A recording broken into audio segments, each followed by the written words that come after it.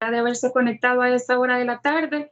Sé que muchos tenemos muchas ocupaciones, pero desde la SJ le damos la bienvenida a este su webinario y por supuesto esperamos que sea de mucho provecho, que puedan obtener herramientas que sirvan para el desarrollo de sus actividades en las que cada uno se desempeña. Y vamos a dar por iniciada esta jornada que hemos denominado webinario Tercería de Dominio. Para comenzar, voy a leerles un resumen de la hoja de vida de nuestro capacitador. Es el licenciado Nelson Palacios Hernández, graduado de licenciatura en Ciencias Jurídicas de la Universidad de El Salvador, maestro en Derecho Público Privado por la Universidad Autónoma de Barcelona, curso de especialización en mercados financieros, diplomado en Derecho Procesal Civil y Mercantil, impartido por la Corte Suprema de Justicia y el Consejo Nacional de la Judicatura, árbitro y mediador del Centro de Mediación y Arbitraje de la Cámara de Comercio e Industria de El Salvador, curso de especialización sobre Derecho de Competencia, impartido por el Centro de Formación de la Cooperación Española, sede Antigua Guatemala, en el 2013. Ha recibido también el curso sobre la oralidad y agilización del proceso civil impartido por el Centro de Formación de la Cooperación Española con sede en Antigua Guatemala. Ha participado también en el Congreso Mundial de Derecho Procesal desarrollado en México, catedrático de Derecho Procesal Civil y Técnicas de Oralidad de la Universidad de El Salvador, capacitador de Derecho Procesal Civil y Técnicas de Oralidad en la Escuela de Capacitación del CNJ, catedrático de Técnicas de Oralidad en la Maestría en Derecho de Familia de la Universidad Evangélica de El Salvador, coordinador y capacitador de diferentes diplomados y seminarios impartidos por la Universidad de El Salvador, universidades particulares y asociaciones de abogados. Ponente y conferencista sobre temas de Derecho Procesal Civil y Técnicas de Oralidad en diferentes instituciones, tales como el Consejo Nacional de la Judicatura, Unidad Técnica Ejecutiva del Sector Justicia, entre otras. Abogado litigante por más de 18 años y actualmente se desempeña como juez cuarto de lo civil y mercantil de San Salvador. ¿Qué esperamos desarrollar en este webinario? El objetivo de la presente actividad formativa es proporcionar un marco jurídico teórico relacionado a la tercería de dominio que propicie una reflexión crítica en los destinatarios respecto de los distintos escenarios jurídicos que genera dicha institución procesal. Se analizarán la figura bajo el procedimiento establecido para la sustanciación del mismo, verificando aspectos de competencia, la legitimación y los efectos del auto que resuelve el fondo de la pretensión debatida. De parte de la Escuela de Capacitación Judicial, reciban todos la bienvenida. Muchísimas gracias, licenciado Palacios. Un placer tenerlo siempre con nosotros y agradecer la buena disponibilidad que tiene con nosotros siempre para colaborar en estos temas que son muy importantes. Y nada más comentarles que vamos a escuchar la ponencia del licenciado y al final vamos a dejar un espacio para que puedan hacer las preguntas que consideren pertinentes. Sin más que decir, dejo con ustedes a nuestro capacitador. Eso soy a la cátedra, licenciado. Gracias, Verónica.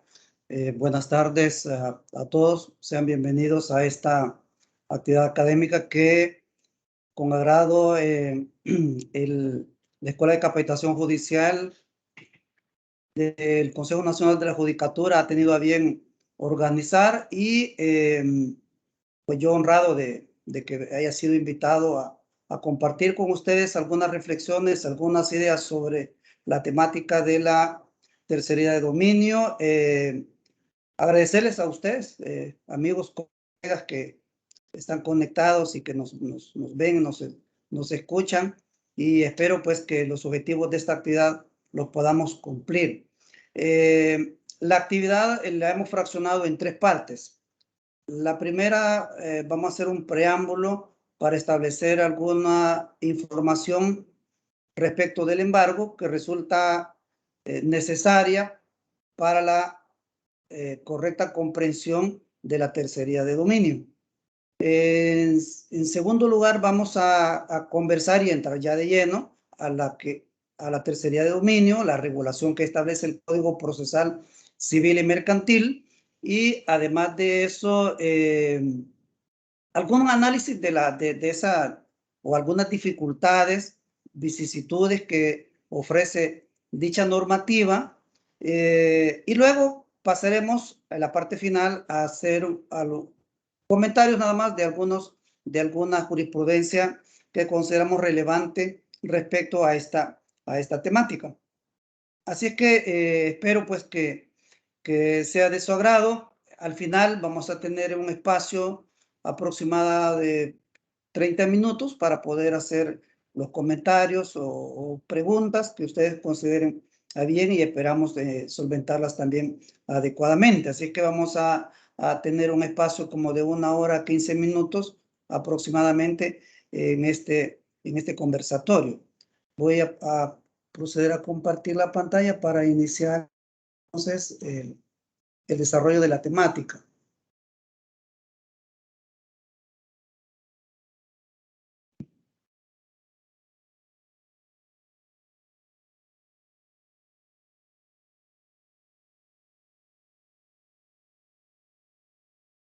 Bien, veamos algunas cuestiones previas sobre el embargo, y este apartado vamos a tratar de hacerlo un poco rápido, aunque el tema del embargo es sumamente amplio y da para muchas discusiones. He tratado de seleccionar únicamente aquellos tópicos que son útiles para la temática de la tercería de dominio, es decir, como una especie de marco teórico que nos ayudará entonces a la mejor comprensión del subsiguiente tema. Bien, del embargo, por ejemplo, debemos de entender cuál es la naturaleza jurídica. En general, pues todos comprendemos que es una medida cautelar que puede ser previa al inicio de un proceso, puede también decretarse durante el desarrollo de un proceso o al inicio del mismo, de conformidad a lo que establece el artículo 436 ordinal primero y el artículo 434. ¿Cuál es la finalidad? Pues indudablemente asegurar las resultas de una eventual sentencia estimativa, y de ahí entonces que tiene ese carácter cautelar. ¿En qué casos procede? De conformidad al artículo 438, ofrece una apertura que va más allá entonces de un juicio ejecutivo, y establece, por ejemplo, que puede concederse cuando, por ejemplo, el demandado no sea domiciliado en el país, y obviamente pues el temor de que pueda retirarse del país hace entonces viable o procedente el embargo. Se establece, por ejemplo, también en las demandas de indemnización de daños y perjuicios, bajo otros supuestos. Es decir, que no solamente procede en los casos de las acciones ejecutivas de carácter dinerario, es decir, de las obligaciones de dar dinero, sino que también la procedencia también está incluso establecida para otros supuestos, como los desarrolla en detalle el artículo 438. Por otra parte, el embargo también es una actuación ejecutiva. Lo es respecto de una actuación que se solicita y se otorga en el marco de una ejecución forzosa. Ya en una ejecución forzosa, entonces, no es una medida cautelar. Lo fue si se decretó antes de iniciar un proceso declarativo o con la demanda de ese proceso declarativo o en el desarrollo de dicho proceso. Porque es para asegurar las resultas de una eventual sentencia estimativa. En cambio, en un proceso de ejecución, la sentencia estimativa pues ya quedó atrás, y es justamente lo que sirve de título de ejecución. Por lo tanto, en el proceso de ejecución es una actuación ejecutiva más, porque podrán solicitarse y ordenarse por parte del tribunal cualquier otra actuación ejecutiva que sea idónea para la finalidad o la satisfacción del derecho que se reclama en ese proceso de ejecución.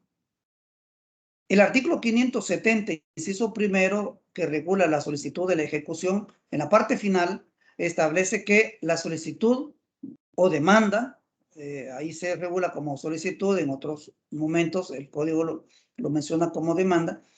Solicitud o demanda debe de contener las actuaciones ejecutivas que se solicitan y que el tribunal pues se requiere que sean despachadas.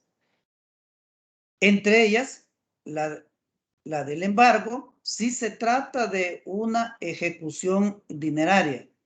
Desde luego, si se trata de otro tipo de ejecución respecto de otro tipo de obligaciones, como ya lo mencionaré más adelante, pues no se despliega porque el embargo no resulta idóneo.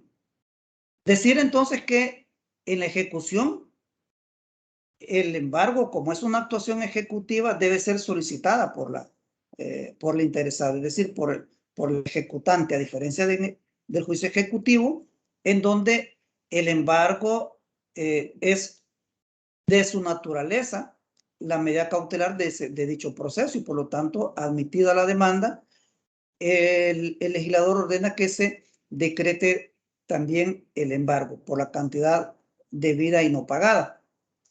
Pues bien, en este caso decíamos en el proceso de ejecución es una actuación ejecutiva que solo se despachará entonces si la parte ejecutante lo solicita.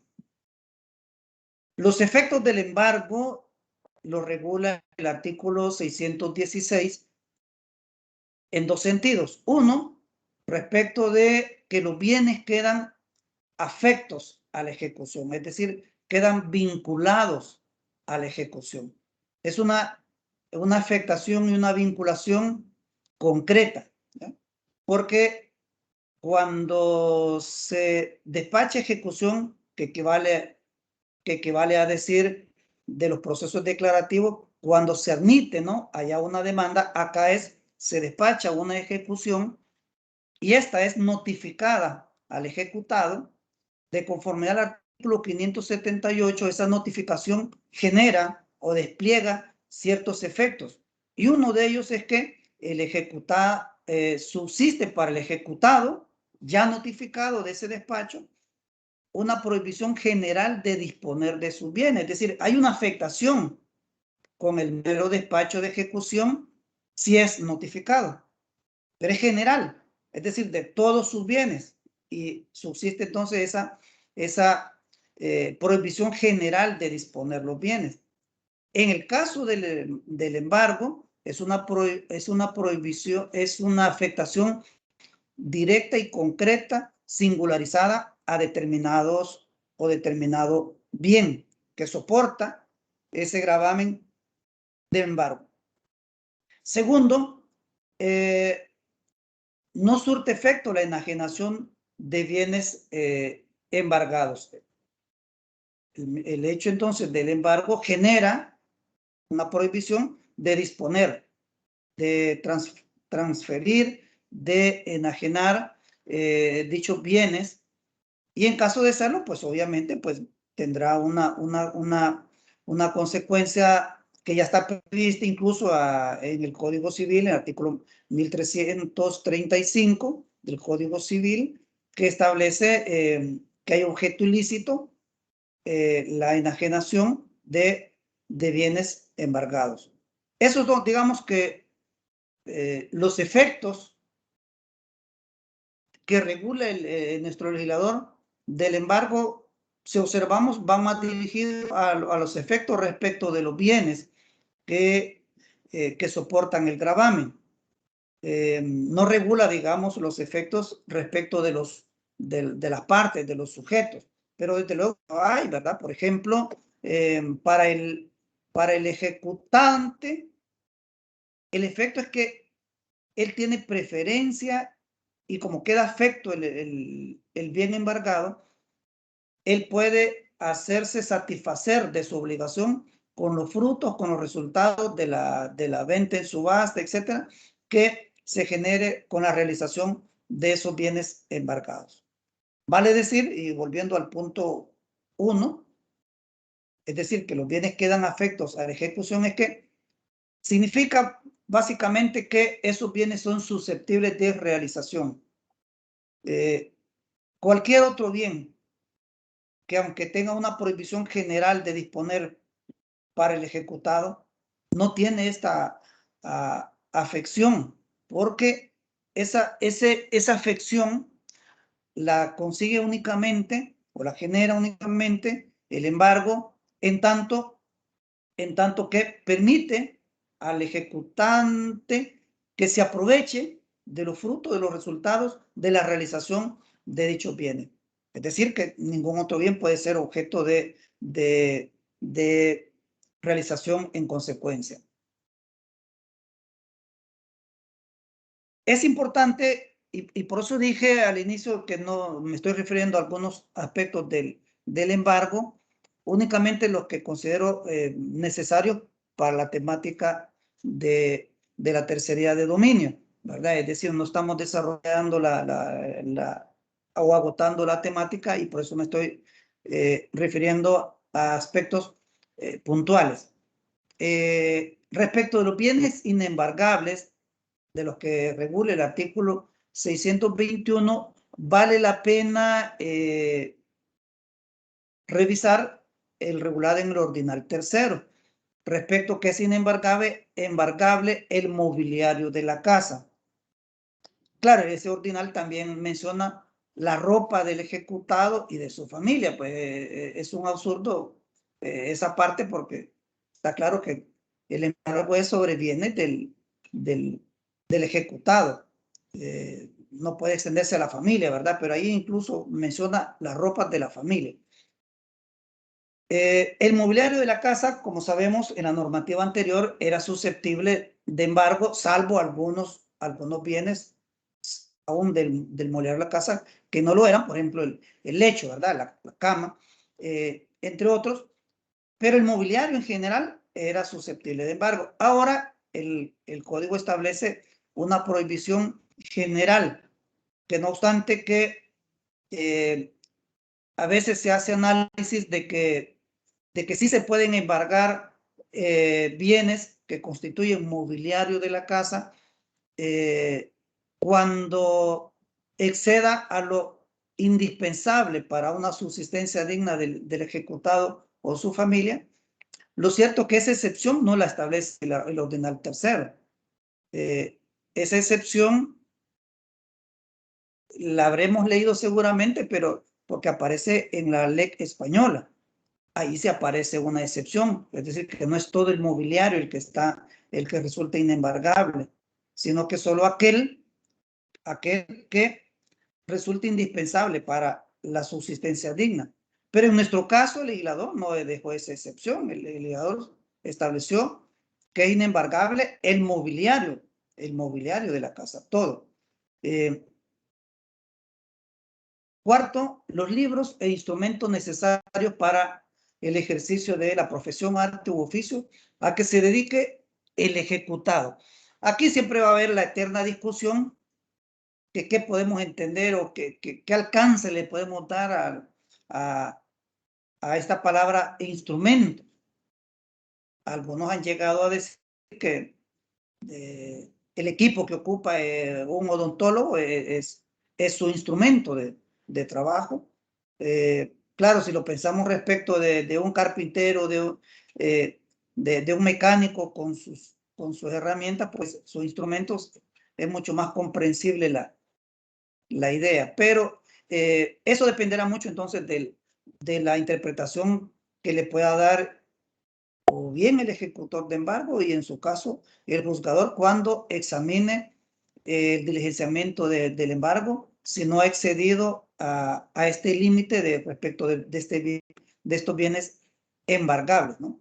El ordinal quinto se refiere a los bienes, dice, también son inembargables otros bienes como alimentos, es decir, lo establece a guisa de ejemplo, combustible y otros indispensables para la subsistencia digna. Ojo que no estamos aquí hablando del mobiliario de la casa, sino que otros tipos de bienes, que obviamente alimentos no es mobiliario, ¿no? u otros semejantes que resulten indispensables para la subsistencia digna del ejecutado o su grupo familiar. Aclarar nada más que cuando el código menciona combustible, no lo es en el sentido que nosotros lo entendemos, ¿verdad? El sentido común de combustible que vamos a las estaciones de servicio a obtenerlo, no. El combustible se refiere a otro tipo de bien que es utilizado, que es al final una especie de carbón que se ocupa para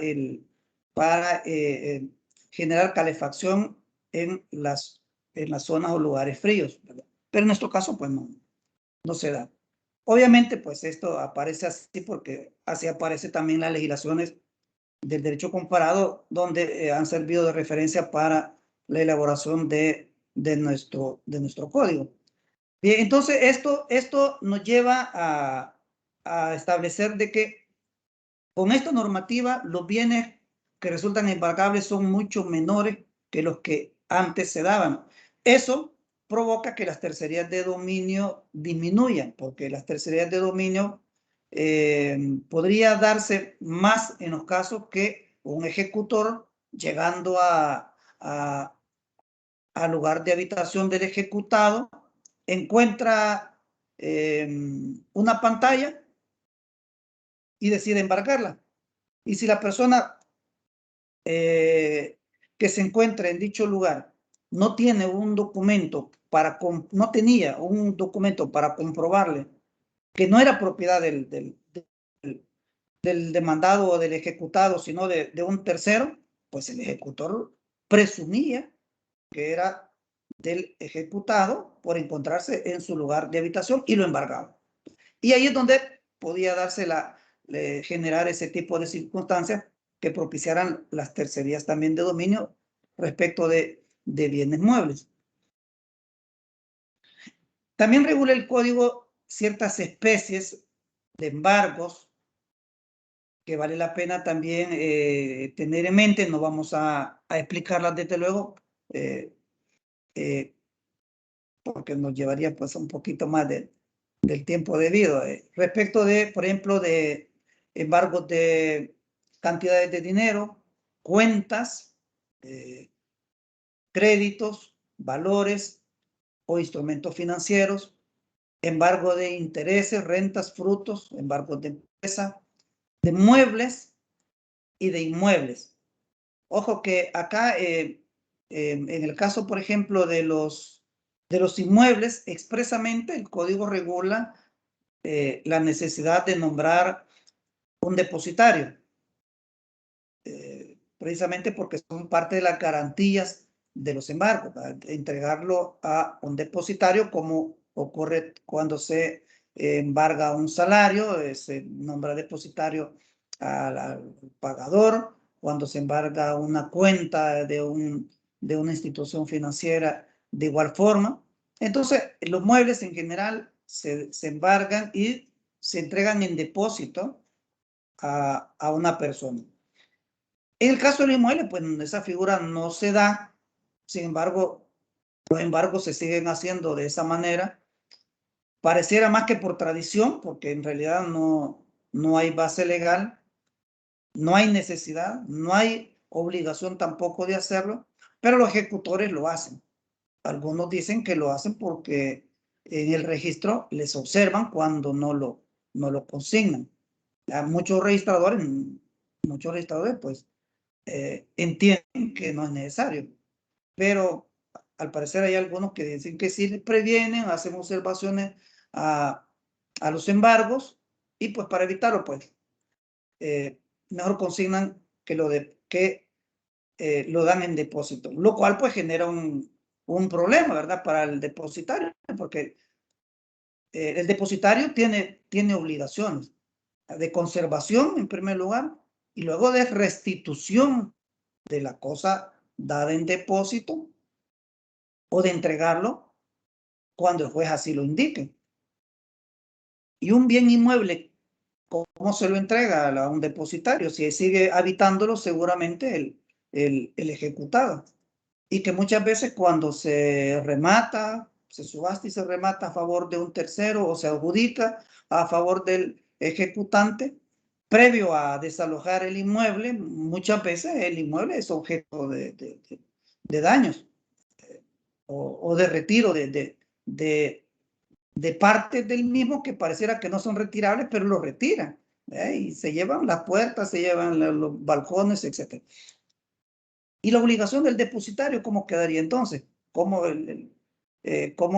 responderá el depositario si nunca estuvo en posesión del inmueble para poder conservarlo y para poder cumplir con su obligación de restitución en las condiciones en que le fue entregado? De ahí, pues, que por esa y otras razones, en los embargos del inmueble, pues, está claro que no es necesario el depositario, más si lo es en el caso de los muebles. Hay embargos que desde luego están sujetos a inscripción. En el caso de los inmuebles, el caso de los muebles respecto del registro de la garantía mobiliaria, ¿verdad? Y de todos los bienes o derechos y los muebles en general que son susceptibles de garantía mobiliaria y que al amparo de dicha ley especial, de la ley de garantía mobiliaria, tenemos que le ha dado una amplitud, ¿verdad? Una gama bien interesante, y por lo tanto, todos ellos son susceptibles de inscripción, igual que entonces que sus garantías y sus embargos y sus ejecuciones, etc. Igual el caso de los vehículos, que no obstante se mueven, pues tiene su registro propio, igual que las armas. Bien, otro tema, yo creo que esto ya casi que los últimos, ¿no? Sí. Otro tema que es importante tener en cuenta es la mejora y reducción del embargo. El embargo, no obstante que se decrete y se diligencie con normalidad, puede sufrir mejoras a solicitud del demandante o del ejecutante por diferentes razones. Una de ellas es en el caso, por ejemplo, de la tercería. Que solo para anticiparles entonces, el caso de que se admita la demanda de tercería respecto de ese bien, se da una suspensión de la ejecución. Por lo tanto, no puede haber realización de ese bien, por lo que dure ese proceso de tercería, de dominio. Eso puede provocar, y la ley así lo establece expresamente, que ante dicha circunstancia, el ejecutante que ve que un inmueble, si es que hay varios o si es el único, no es posible llevarlo a realización, puede solicitar entonces la mejora, es decir, la búsqueda de nuevos bienes para embargarlos, no obstante que ese primer inmueble lo esté. De igual manera, puede haber una reducción del embargo a solicitud de la parte demandada o ejecutada. Cuando, por ejemplo, por diferentes circunstancias, resulta que los inmuebles son de un valor mucho mayor del que se está reclamando.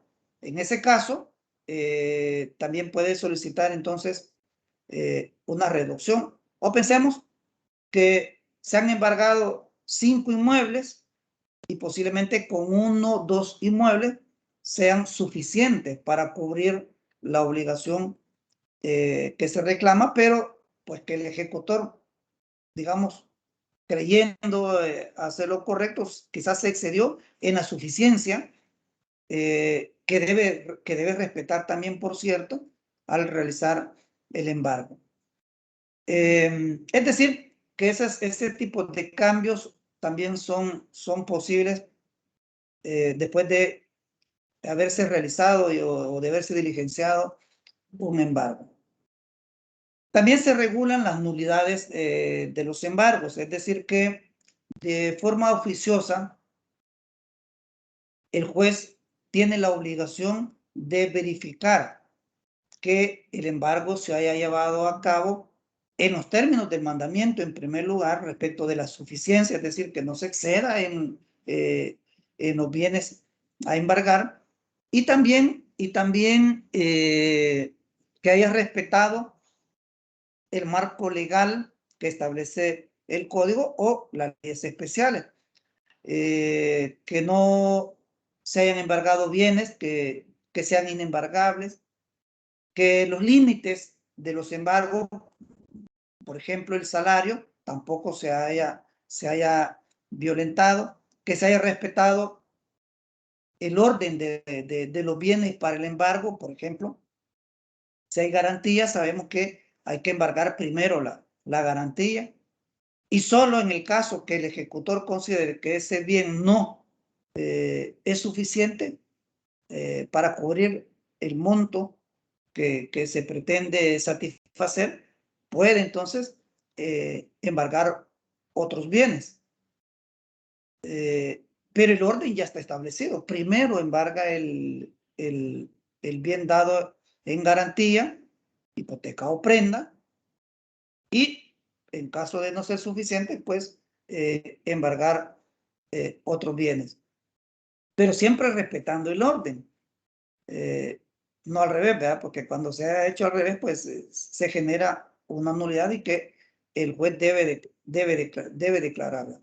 En general, respetar todos los límites del embargo y la regularidad del mismo.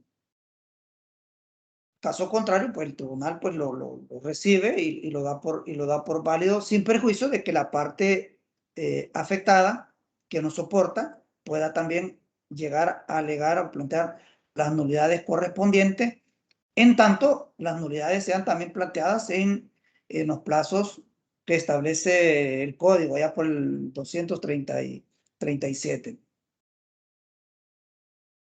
Lo relevante del embargo, dice la doctrina española, es la afección. Ahí creo que está mal escrita la palabra. Es la afección de los bienes. O sea, el embargo al final lo que genera es una afección de dichos bienes. Por eso se dice que quedan afectos a la ejecución. Allá el artículo 616, cuando regula los efectos del embargo. Y esta afección, para que sea válida, debe de cumplir estos requisitos y que deben ser verificados por el juzgador oficiosamente, como les mencionaba hace un momento. Uno, que el bien sea embargable. Dos, que se respete el orden de bienes para el embargo que mencionaba. Que no exceda la suficiencia del monto hasta el monto máximo que se ha ordenado trabar embargo. Y el cuarto, que es relevante para el tema nuestro, que el bien pertenezca al ejecutado o al garante. Es decir, que el bien pertenezca al ejecutado. Porque se ordena embargar bienes propios del ejecutado. Entonces pasa por ese requisito de que el ejecutor de embargo debe verificar que en efecto los bienes sean propiedad del ejecutado. Claro, hay muchos bienes que son factibles de verificar, hay otros que no, ¿verdad? Por ejemplo, algunos muebles, como decíamos hace un momento, no es posible. Y si son de esos bienes que sí son embargables, perfectamente pueden serlo. Pensemos, llega a la vivienda del ejecutado y encuentra un granero. Y en el granero pues tiene no sé cuántos quintales o toneladas de maíz, de frijol, de arroz. Está claro que eso no es, si bien es alimento, pero no es para su consumo. Seguramente es para comercio si lo tienen en cantidades grandes. Eso es embargable. Eso es embargable. Porque la prohibición del bien inembargable del ordinal quinto, que mencionaba hace un momento, que regula el artículo 621 respecto de alimentos, combustibles y otros bienes semejantes que sean necesarios para la subsistencia digna. Pero está claro que ante esas grandes cantidades, si bien es alimento, pero seguramente es para el comercio. Bien, entonces son embargables. Y seguramente no hay un documento que que de inmediato establezca la pertenencia, pero pasa por ser propiedad de ese ejecutado y es embargado. El otro punto y el último sobre esta breve reseña del embargo es respecto de la eficacia de la afección. Aquí está volteado la palabra equivocada, dice afectación, debe decir afección. Eficacia de la afección. Significa que una vez trabado el embargo y avalado por el juzgador, al no haber hecho reparos, observaciones, correcciones al ejecutor de embargo y mucho menos no haber declarado nulo el embargo, pues entonces hay un aval de parte del tribunal de dicho embargo y a partir de ahí entonces esa afección tiene eficacia. Significa que el bien, como queda afecto a la ejecución, es susceptible de realización y al final de cuentas puede ser subastado, rematado a favor de un tercero, adjudicado a favor del ejecutante. Y los frutos entonces de esa realización, pues pasarán a satisfacer el derecho reclamado por el ejecutante, independientemente que ese bien embargado sea o no propiedad del ejecutado. Por lo tanto, la única manera de evitar esa eficacia de esa afección por parte de un tercero que se vea perjudicado porque ha sido embargado un bien de su propiedad sin ser parte él de esa relación jurídica de este proceso de ejecución forzosa es promover la tercería de dominio. Caso contrario, el bien, si sigue su ruta normal de ese proceso de ejecución y este es realizado en la manera que hemos dicho y que lo más común son las subastas, remate o la adjudicación en pago, una vez se perfeccionen esas modalidades de realización, pues el propietario ha perdido su bien, podrá ejercer otras acciones posiblemente. El ejecutado ha abonado a la deuda o ha cancelado, ha satisfecho quizás una deuda con un bien que ya no es de él. El ejecutante ha satisfecho o ha abonado parte entonces del derecho reclamado con la realización de un bien que no era del ejecutado. Pero todo eso es válido justamente por la eficacia que genera la afección del embargo.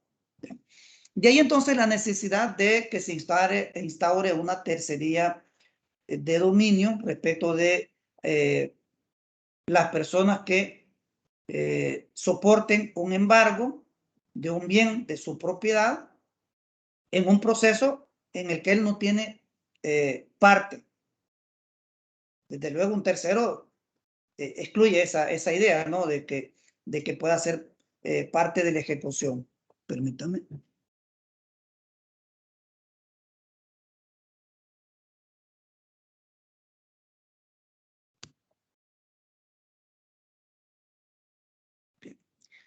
La naturaleza jurídica de la tercería de dominio es la de una oposición a una actuación ejecutiva concreta. El embargo, decimos, es una actuación ejecutiva si se da dentro del proceso de ejecución forzosa. Y la tercería de dominio, entonces, es una oposición a esa actuación ejecutiva, es decir, al embargo, que sin ser parte está siendo afectado porque ha sido embargado un bien de su propiedad y que pasa por ser propiedad del ejecutado. ¿Ante quién debemos de presentar la demanda? Es decir, ¿quién es el competente? Desde el punto de vista de la competencia funcional a la que se refiere el artículo 38, debe ser ante el mismo juez que está conociendo del proceso principal, porque como más adelante lo vamos a mencionar, la Sala de lo Constitucional ha dicho que la tercería de dominio, no obstante que se sustancie en un proceso declarativo común, no pierde su carácter incidental y por lo tanto las cuestiones incidentales reguladas en el artículo 38 se establecen como competencia para el juez que está conociendo de lo principal. ¿Cuál es la oportunidad procesal para promover una tercería de dominio? Pues el artículo 637, parte final del inciso primero, establece el momento inicial para poder promoverlo. Y dice que desde que está embargado el bien, desde que está embargado. Ojo que no dice ahí en qué tipo de proceso, desde que está embargado. Significa que si se embarga el bien en el juicio ejecutivo, desde allí ya puede promover la tercería de dominio. No obstante que, si usted revisa el Código Procesal Civil Mercantil, observa que las dos tercerías están reguladas, en este caso, en la ejecución forzosa, la tercería de dominio y la de preferencia de pago. Pareciera que es una figura propia del proceso de ejecución forzosa, pero no. La parte final, como digo, del inciso primero del artículo 637 establece cuál es el momento inicial a partir del cual se puede promover la demanda de la tercería de dominio. Y dice, desde que se da el embargo. Quiere decir que desde ese momento, ese tercero perjudicado puede iniciarlo. No es necesario que espere a que se dé una sentencia y que ese ejecutante inicie el proceso de ejecución y que incluso muchas veces ocurre que hay demandantes victoriosos que por las razones que sean no inician procesos de ejecución y ahí quedan los procesos y ahí pasan más de 2 años y pasan los plazos de la prescripción de la acción de ejecución forzosa y no lo inician y pasan 4, 5 y más años y no lo inician. No puede entonces el perjudicado con un embargo de un bien suyo a esperar a que se inicie un proceso de ejecución. Por lo tanto, él sí está habilitado para poder promover esa demanda desde el momento en que se da el embargo. Y si esto es en el juicio ejecutivo, pues en el juicio ejecutivo perfectamente es viable. Ahora, si el embargo se dio dentro de la ejecución forzosa, pues será también ahí. El punto clave ahí es, como lo establece la disposición mencionada, es desde que se da el embargo. Ese es digamos, el hecho que marca el inicio de la oportunidad procesal para poder iniciar este tipo de demanda.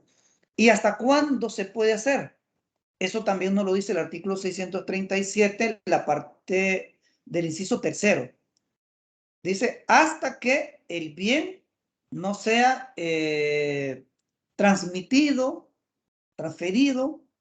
a un tercero por vía de una subasta y remate o al ejecutado por vía de una adjudicación en pago.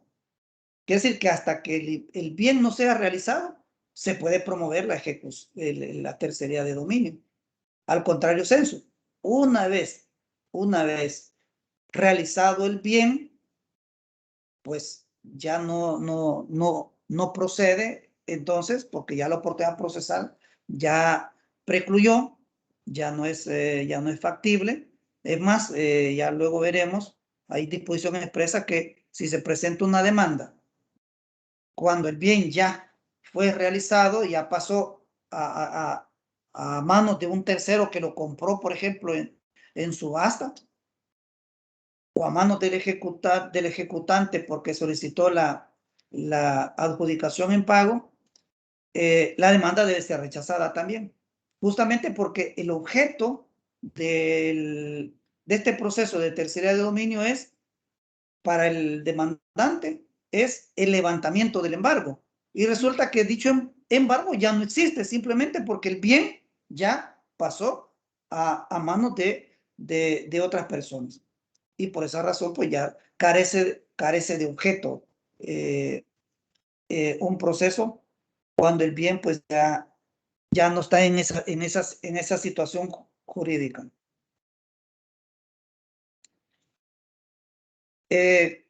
Como ya les mencioné entonces, y ustedes lo advierten, el ámbito de la tercería entonces se puede dar dentro del proceso ejecutivo. Se puede dar dentro del proceso ejecutivo o se puede dar dentro de el proceso o diligencias de ejecución forzosa, como le queramos llamar. Algunos le llaman diligencia, otros le llaman procesos de ejecución forzosa. En ambos, obviamente, porque decíamos que el hecho que marca la posibilidad de iniciar una tercera de dominio es el embargo. Por lo tanto, si el embargo se da en el proceso declarativo ejecutivo, pues desde allí mismo podemos presentar la demanda de tercería. O en su caso, pues ya durante la ejecución forzosa. En ambos casos, vean que ahí le hago un llamado de atención, entre paréntesis, siempre y cuando se trate de prestaciones de dar dinero en el caso del juicio ejecutivo. Recordemos que el juicio ejecutivo puede tener como objeto pretensiones no solo dinerarias, ¿verdad? De dar dinero, de entregar dinero, sino que también prestaciones de hacer, de no hacer, de dar cosas distintas a dinero, muebles, inmuebles, y son de carácter ejecutivo, que no son comunes porque la mayoría de las personas prefieren irse por otro tipo de vía declarativa. No obstante que tienen posiblemente un título ejecutivo para deducir ese tipo de prestación. Pero entonces procede únicamente, desde luego, de cuando se trate de una prestación de dar dinero en el juicio ejecutivo, que son la mayoría de los casos, ¿verdad? Y en el caso de la ejecución forzosa, de igual forma, siempre que la ejecución forzosa trate de una ejecución dineraria. Por lo tanto, se excluye este tipo de situaciones, por supuesto, cuando se trata de otro tipo de ejecuciones, únicamente las dinerarias. Eso incluye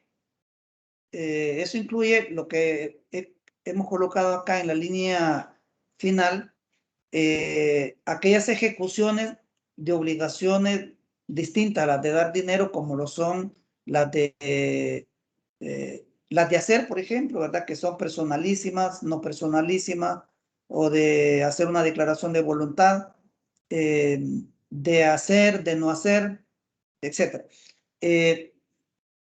Ese tipo de obligaciones eventualmente pueden convertirse en dinerarias cuando su cumplimiento, no obstante los requerimientos que se hagan judicialmente, no logren satisfacer la obligación que se reclama. Una obligación de hacer, de pronto entonces se puede transformar en dinero y hasta entonces puede llegar a ocurrir, digamos, este tipo también de eventualidad de la tercería. Bien, comentar un poquito sobre la demanda de esta tercería de dominio que regula el artículo 637, en el cual hay que contemplar varios aspectos. Uno de ellos, la legitimación. Respecto de la legitimación activa, primero la condición de tercero. O sea, no puede no puede ser parte dentro de ese proceso. Tiene que tener condición de tercero en primer lugar. Segundo, afirmación de ser dueño del bien embargado. Si no hace esa afirmación de ser dueño del bien embargado, no estaría legitimado por el mismo objeto de este tipo de proceso. Y también pueden ser los titulares de derechos que puedan oponerse al embargo o a la realización de bienes como pertenecientes al ejecutado. La demanda, déjenme ver si tengo otro dato por acá.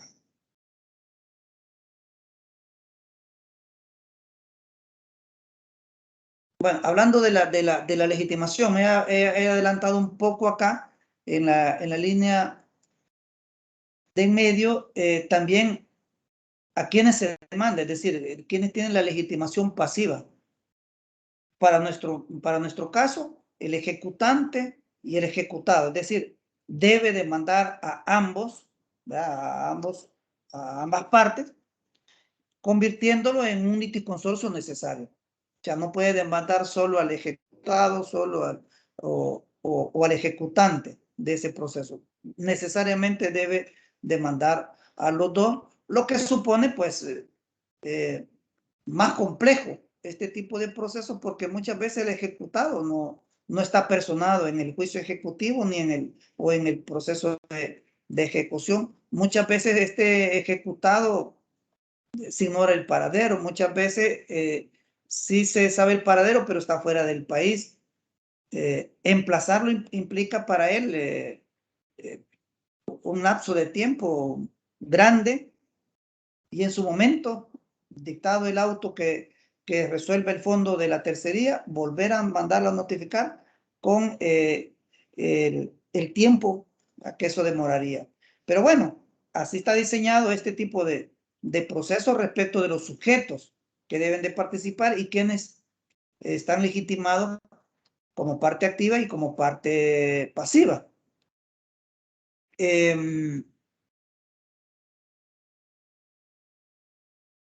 En otros países, por ejemplo, en España, se permite que pueda demandar únicamente al ejecutante cuando el bien ha sido embargado por iniciativa propia, porque él designó, él señaló el bien que iba a ser afectado con el embargo. Solo es necesario demandar al ejecutante, y es necesario demandar también al ejecutado cuando el bien fue señalado por dicho sujeto como bien de su patrimonio al momento de hacer la declaración de su patrimonio, la declaración que se requiere bajo palabra de honor sobre los bienes con los cuales puede hacer frente a esa ejecución.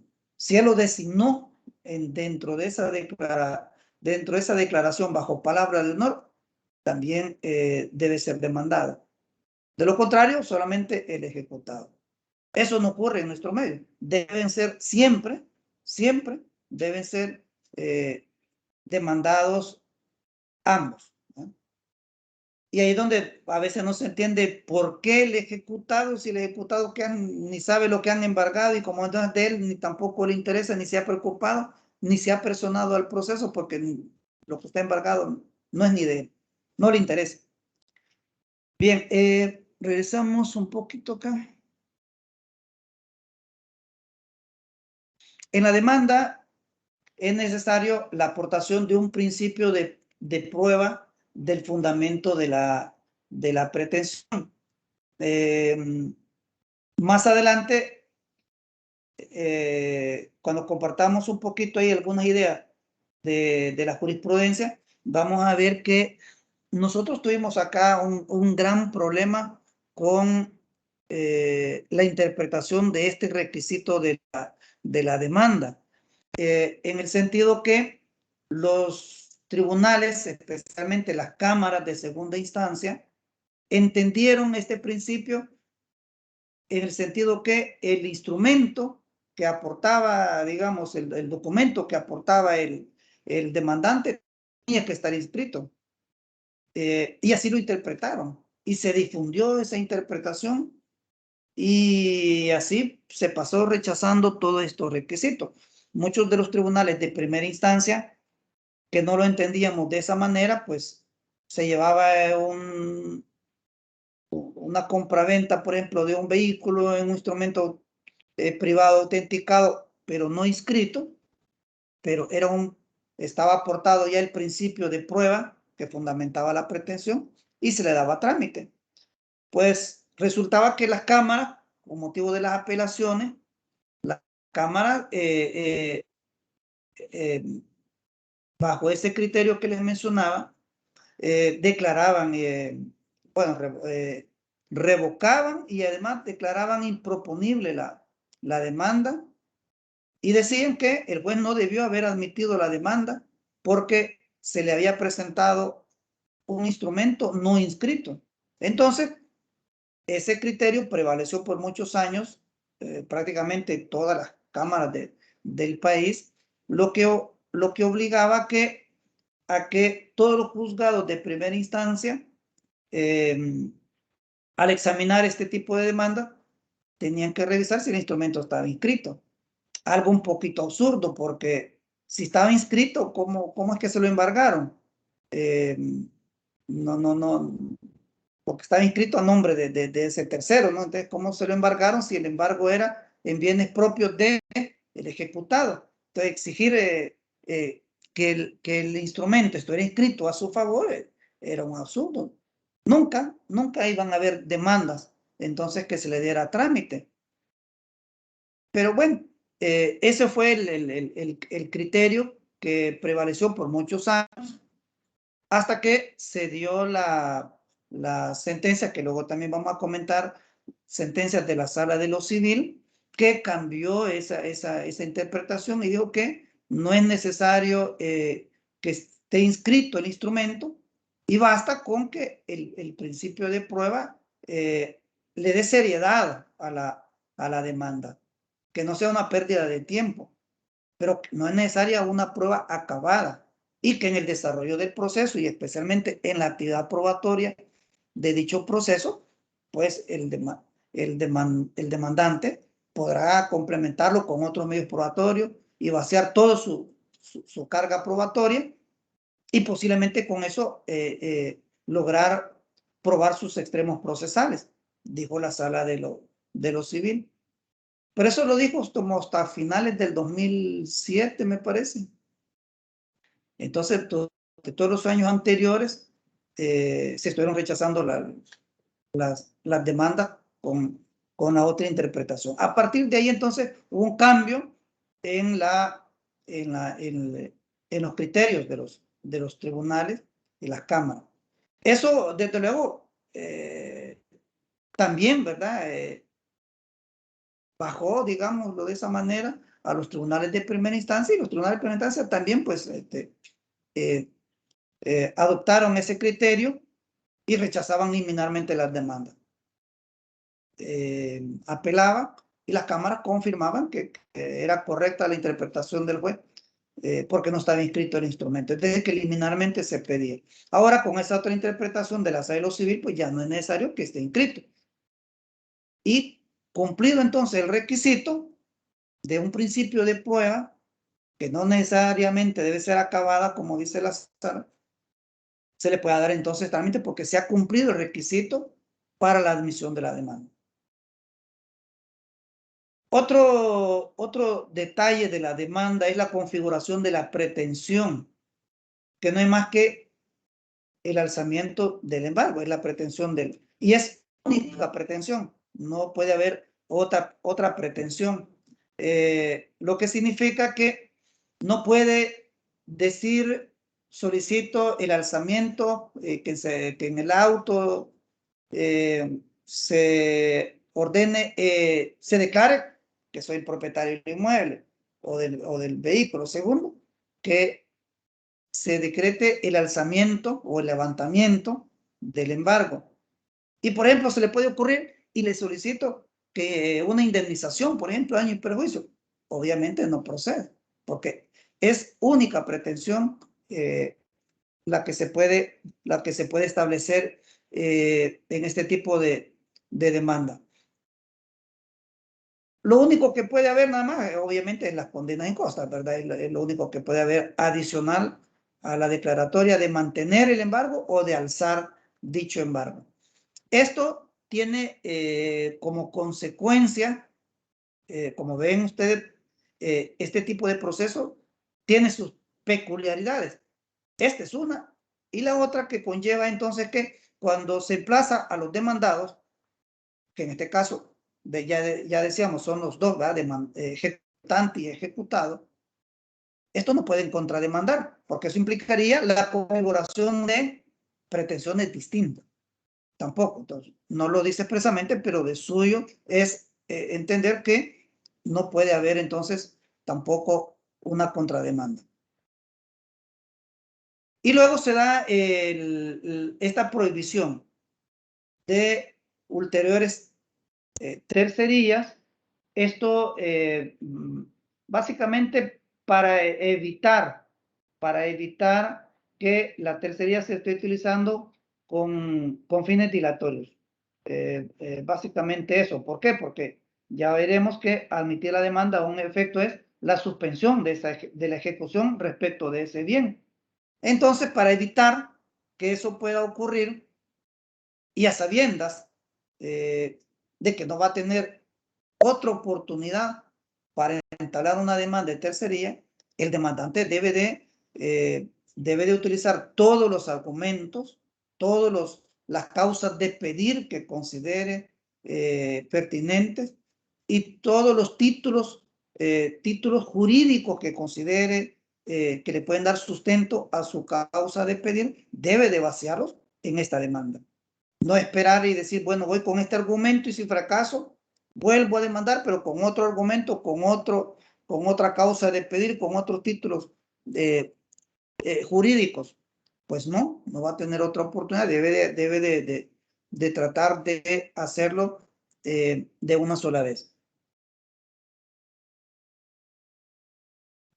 Está de más decir que la demanda debe de cumplir todos los demás requisitos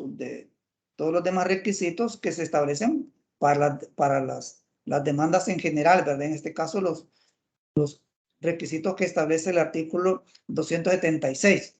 Acá, como en muchos otros aspectos, el legislador lo que hace nada más solo es establecer aquellos requisitos que resultan especiales o indispensables para este tipo de demanda, sin perjuicio de que se cumplan también todos los demás requisitos generales de una demanda.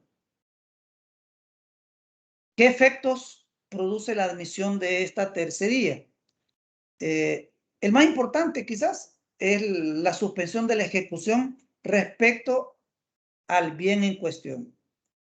Respecto de ese bien se suspende. Por decir algo, si hay dos bienes embargados y respecto de uno se está promoviendo una tercería y esta demanda es admitida, el mismo auto de admisión de la demanda debe ordenar la suspensión de la ejecución de ese bien. Lo que equivale a decir es que no se va a llevar a cabo su realización. Queda suspendido. Y la ejecución podrá seguir respecto de los demás bienes, por supuesto. Este nada más queda suspendido. Segundo, la posibilidad de condicionar la admisión de la demanda a la prestación de caución. Esta es una idea copiada de la Ley de Enjuiciamiento Civil española, que ni allá tampoco se le haya mucho sentido, aquí menos, porque primero, porque no es que parece, es una posibilidad o una opción de iniciativa propia del juez. Es decir, el juez dice que podrá, o sea, pero ¿de dónde el juez se le va a ocurrir? En este caso le voy a pedir caución y en este otro caso no. O sea, es un poquito arbitrario pudiera hacerlo. Pero ahí así le da la facultad al juez de que él pueda condicionar la admisión de la demanda. Por lo menos hubiese sido regulado el hecho de que sea el uno de los demandados quien solicite una caución, ¿verdad? Por los daños y perjuicios que pueda ocasionar este tipo de proceso por la demora, ¿verdad? Por la suspensión que va a sufrir. Pero en este caso no se da. Yo creo que por eso mismo los jueces lo han asumido con mucha cautela, porque no he visto prácticamente demandas de tercería donde el juez condicione la admisión a la prestación de una caución. Lo correcto creo que es eso, no hacerlo. Pero como está esa opción que se la da al juez, si se la da al juez, con mucha más razón, podría haber caución si a petición de alguna de los dos demandados. Pudiera ser, porque esa facultad dada al juez le abre el espacio, obviamente, para que también pueda proceder a petición de las partes. Y eso a la larga podría constituirse en un impedimento de tipo material, ¿verdad? De acceso a la jurisdicción para este tercero. Y lo otro, dice la posibilidad de ordenar la mejora del embargo a instancia de parte. Ahí sí, en este caso, obviamente, a instancia de parte, porque todas las actuaciones ejecutivas tienen que ser siempre a instancia de parte. En ejecución forzosa no puede haber actuaciones ejecutivas que se despachen oficiosamente. Es el ejecutante quien debe de solicitar qué actuaciones requiere del tribunal que sean idóneas para la consecución de la satisfacción del derecho que persigue. Del procedimiento, pues, ordena que sea por la vía del proceso común. Recordarán ustedes que en el Código de Procedimientos Civiles derogado se ordenaba en un proceso ordinario, ¿verdad? Y aquí, pues, el más plenario garante el proceso común. Ya habíamos dicho que a quienes se demanda, ejecutante y ejecutado. Y como ya hemos mencionado, demanda y los elementos que debe contener especialmente, lo que sucede con la admisión o los efectos que tiene la admisión, el tipo de proceso, el procedimiento. Entonces, nos da la pauta para especular cuál va a ser el desarrollo de ese proceso. Ya dijimos, no puede haber contrademanda, pero sí hay que emplazarlos y esperar su contestación, que no puede entonces más que solo, a lo mucho, limitarse a la oposición, ¿verdad? A la resistencia, al levantamiento del embargo. Ese es lo más que puede llegar a tener como contestación de demanda. Y dentro de etapas previsibles, pues indudablemente el señalamiento de la audiencia preparatoria, y generalmente la audiencia preparatoria se resuelve porque generalmente es prueba documental por la naturaleza del derecho que se pretende probar. Entonces se lleva el documento de la escritura de compraventa del vehículo, de la escritura de compraventa del inmueble, que no están inscritos, obviamente. Entonces, es prueba documental, y cuando no hay más medios de prueba que deban de practicarse de forma oral y pública, como dice el artículo 402, pues entonces se omite el señalamiento del inicio de la audiencia probatoria y se resuelve en la misma audiencia preparatoria, desde luego dando los espacios para que hagan los alegatos finales y proceder el juez a dictar el fallo que corresponda con una sucinta fundamentación del mismo, si la complejidad del asunto se lo permite, o, como dice la reforma, interrumpir la audiencia, que puede serlo hasta para 3 días, para los efectos de dictar el fallo. Y previsiblemente, pues ahí terminan este tipo de procesos. Por menos en la experiencia que tenemos, nunca ha habido un proceso de tercería de dominio que se haya señalado audiencia probatoria. Todos terminan justamente en esa etapa. De tal manera que, aunque sea un proceso declarativo común, es relativamente breve en cuanto a la sustanciación de las etapas. En el tema del emplazamiento siempre hay dificultades porque generalmente el ejecutante está presente. El ejecutado es el que no está presente y lograr emplazarlo sí requiere de mucho tiempo. Entonces, claro, para el ejecutante es complicado porque en lo que eso transcurre, la ejecución de ese bien está suspendida. Él no lo puede realizar. Y desde el punto de vista del ejecutado, igual, ¿verdad? Es complicado porque de tener razón, pues todo ese tiempo implica que él todavía no puede disponer porque su bien sigue estando embargado. ¿Me ven? Bien. De la resolución y de sus efectos. La tercería, expresamente dice la disposición, se resuelve mediante auto que no causa efecto de cosa juzgada. Si se desestima, se ordena mantener el embargo y se continúa con ejecución. Si se estima la tercería, se ordena el alzamiento del embargo y la finalización de cualquier afectación de garantía o publicidad que haya realizado. Digamos que en cuanto a que si se estima y desestima, no ofrece mayor complicación.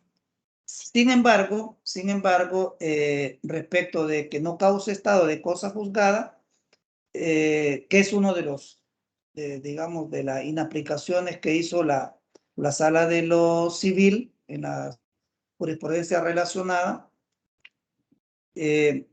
resulta que propició una resolución que de hecho ni dio, ni se aperturó el procedimiento para la inconstitucionalidad producto del informe que envió la Sala de lo Civil, pero en la resolución inicial, la Sala de lo Constitucional dijo que en efecto, como no cause cosa juzgada, es un auto simple, no es un auto definitivo.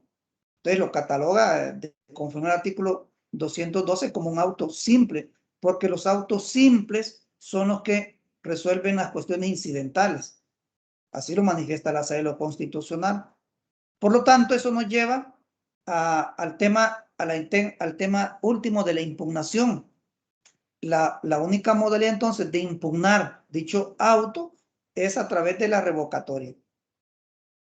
A través de la revocatoria, artículo 503 al 507, esa es la única medio impugnativo que tendría una y otra parte, según el contenido de la resolución, estimando o desestimando esa tercería. Significa que lo que antes ocurría, que al menos había apelación, y eso lo asumían todas las cámaras, que si era un auto definitivo, asumían, y que por lo tanto admitía apelación de conforme al artículo 508, pues eso ya no es posible, ¿verdad? Eso ya no es posible que haya apelación. Y también la Sala de lo Constitucional dice, y mucho menos, dice, casación. De tal manera que ahora esta temática de la tercería queda en manos de los jueces de primera instancia. Y cada juez podrá tener criterios distintos entonces respecto de las tercerías, si las estima o no las estima y las razones por las cuales, y hasta ahí va a llegar, no va a tener otra opción por la vía impugnativa en este caso, como resultado de las limitantes. Eso significa, y yo creería que debería de ameritar una reforma en el sentido de que se habilite la vía impugnativa, al menos para la apelación. Obviamente, al mantener el estatus de que no adquiere calidad de cosa juzgada, lo excluye de casación, desde luego. pero al menos apelación. Y no con esto que cambie la naturaleza de la resolución. Puede seguir siendo un auto simple. Hay muchos autos simples y que expresamente el legislador le ha habilitado el recurso de apelación y viceversa. Hay muchos autos definitivos que deberían de admitir recurso de apelación y el legislador se los ha negado y dice no, solo revocatoria. Entonces, en ese derecho de configuración legal que tiene el órgano legislativo, creo yo que sí es conveniente que se habilite el recurso de apelación porque va a haber criterios muy dispersos en esta temática y los recursos de alguna manera pues coadyuvan a generar una uniformidad. A veces para bien y a veces no, ¿verdad? Pero generan una uniformidad. Para el tema de la seguridad jurídica de los usuarios, sí es bien importante eso, porque entonces su tercería sabrá que va a ser decidida dependiendo del juzgado que lleve el proceso principal. Y si usted ya sabe el criterio de ese juez, dirá, este juez estima la tercería en estos casos, aunque no estén inscritos. Este otro juez no, este juez exige que estén inscritos, o sea, que ya, usted ya va a saber de antemano lo que va a pasar, sin posibilidad de que exista una revisión de un tribunal superior, y eso pues desde luego sí genera mucha inseguridad porque no es conveniente que siendo la misma situación, en unos casos se mantenga el embargo y en otros casos se alce el embargo. Pero bien, ¿qué acciones de expedita la tercería una vez resuelto y una vez agotado la vía recursiva limitada a la revocatoria?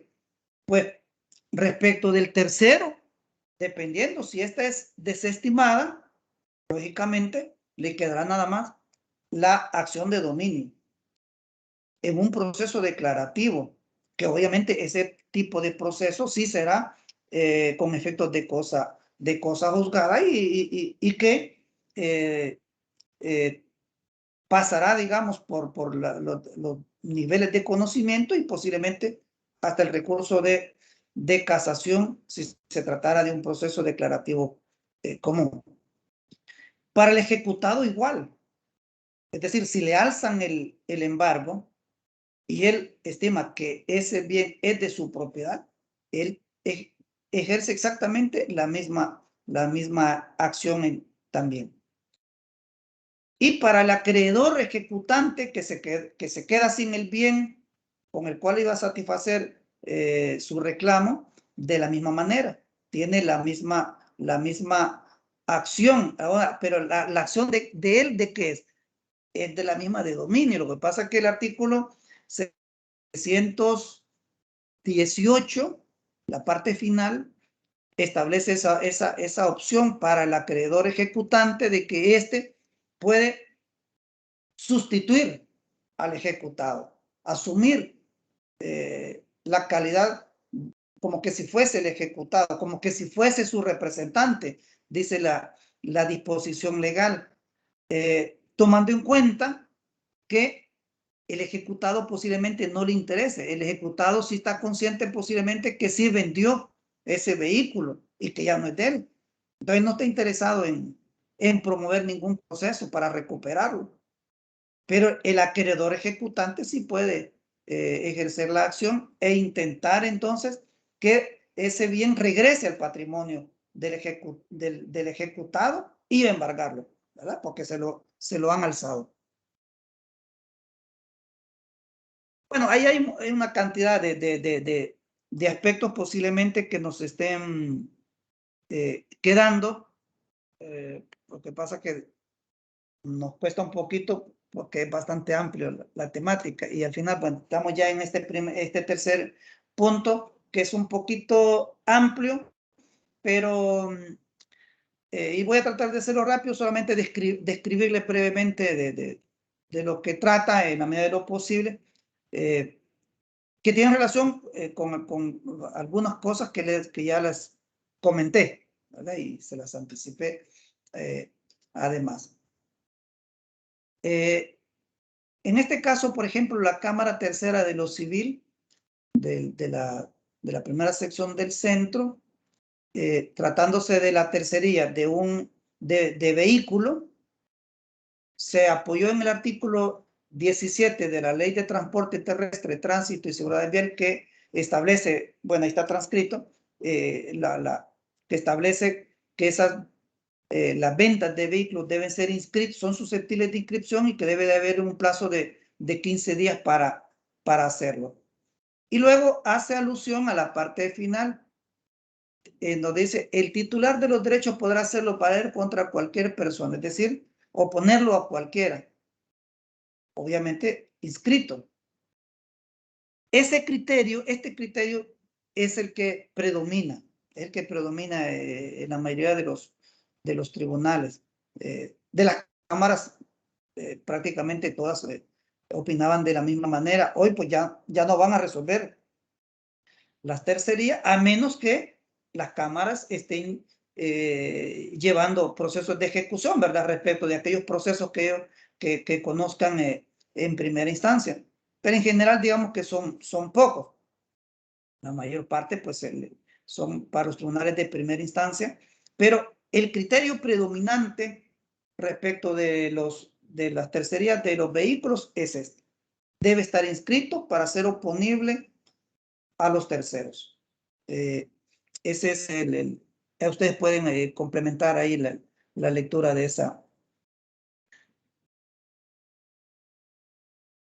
Y luego incluye esta otra idea. Dice, por consiguiente, es claro que la oponibilidad frente a terceros, en el caso de la compraventa de vehículos, inicia desde la presentación del título respectivo al registro público de vehículos automotores, seguido de su inscripción. Lo que ocurrirá siempre que no haya ningún otro título presentado con anterioridad. Como es el caso del embargo, ¿de qué se trata? Pues de acuerdo al principio de publicidad registrar los derechos amparados por el título inscrito son oponibles a los terceros y los de estos no son oponibles al que tiene su derecho inscrito. O sea, los de estos, de ese caso, ¿no? Por no estar inscrito. Ya que obviamente, pues, ese es el cuadro fáctico de prácticamente todas las tercerías, ¿verdad? De dominio de vehículos, ¿verdad? Que hicieron la venta del vehículo en cualquiera de los instrumentos que la ley permite, instrumento privado autenticado o en escritura pública, pero que no fue llevado a inscripción. Y luego un acreedor de ese vendedor le encontró ese vehículo, el ejecutor de embargo le encontró ese vehículo a su nombre, hizo el embargo. Y ya luego cuando ustedes se dan cuenta, y si es que está en los tiempos para promover la tercería, pues va a encontrarse en esa situación, que va a tener el instrumento traslaticio de dominio en el cual hicieron una tradición incluso, pero no es oponible a un tercero según este criterio. Y que, repito, es el criterio predominante en la mayor parte de los tribunales. Sin embargo, encontramos esta otra resolución, la 86 CAC 2010 del 6 de octubre de 2010. Esta resolución es de la Sala de lo Civil y aunque esta es una resolución que se dio con motivo de una tercería promovida al amparo del Código de Procedimientos Civiles, al final lo que ha cambiado ahora es el procedimiento, como hemos visto, pero la decisión del fondo, el derecho sustantivo aplicable sigue siendo lo mismo. En este caso, la sala alzó el embargo. La sala alzó el embargo y era de un vehículo. Era un autobús, por ser. Era de un autobús y estaba embargado. La compraventa de ese autobús no estaba inscrita tampoco. Y resulta que la situación que se dio ahí es que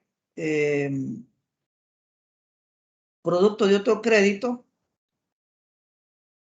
estaba siendo demandada en juicio ejecutivo y la vendedora dio en pago por segunda vez, digamos, por segunda vez el mismo autobús. Entonces hubo una venta que no se llevó a inscribir y luego hubo una dación en pago, una dación en pago a favor de este otro acreedor que sí había demandado.